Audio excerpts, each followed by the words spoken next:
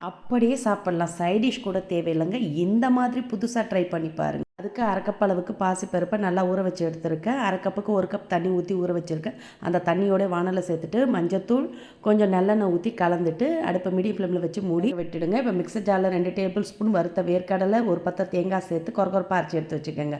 இன்னொரு மிக்சிங் பவுலில் 2 கப் அளவுக்கு சிகப்பவுல் நல்லா அலசி எடுத்து தண்ணியை வடிகட்டிட்டு ஊற வச்சுடுங்க. அலச நேரத்திலே ஊறிடும். இப்போ குட்டி கடாயில் 2 டேபிள் ஸ்பூன் நல்லெண்ணெய் ஊற்றி சூடானதும் உளுந்து, கடலைப்பருப்பு, கடுகு, சீரகம், பச்சை மிளகா, வரமிளகாய், பெருங்காயத்தூள், கருவேப்பிலை எல்லாம் சேர்த்து நல்லா பொரித்து அடுப்பு ஆஃப் பண்ணி இறக்கி வச்சுடுங்க. இப்போ பாசிப்பருப்பு குழையாமல் பாதி அளவுக்கு வெந்ததும் அதில் இருக்க ஈரத்தோடே நம்ம அரைச்சி எடுத்த வேர்க்கடலை தேங்காய் பொடியை சேர்த்துட்டு கூடவே ஊற வச்ச அவளையும் சேர்த்து நல்லா கலந்துக்கங்க. கூடவே 1/2 டீஸ்பூன் உப்பு, தாளித்து வெள்ளத்தையும் சேர்த்து நல்லா கலந்துட்டு ஓரளவுக்கு கை பொறுக்கிற சூடு பதம் இருக்க பார்த்து அதுலேருந்து கொஞ்சமாக எடுத்து இது மாதிரி பிடிச்சு எடுத்து ஸ்டீமரில் ஒரு 10 நிமிஷம் குக் பண்ணி எடுத்திங்கன்னா நல்லா கமகமன்னு மணக்க மணக்க சுவையான ஹெல்த்தியான பிரேக்ஃபாஸ்ட் ரெடி. கண்டிப்பாக இது மாதிரி ட்ரை பண்ணி பாருங்கள்.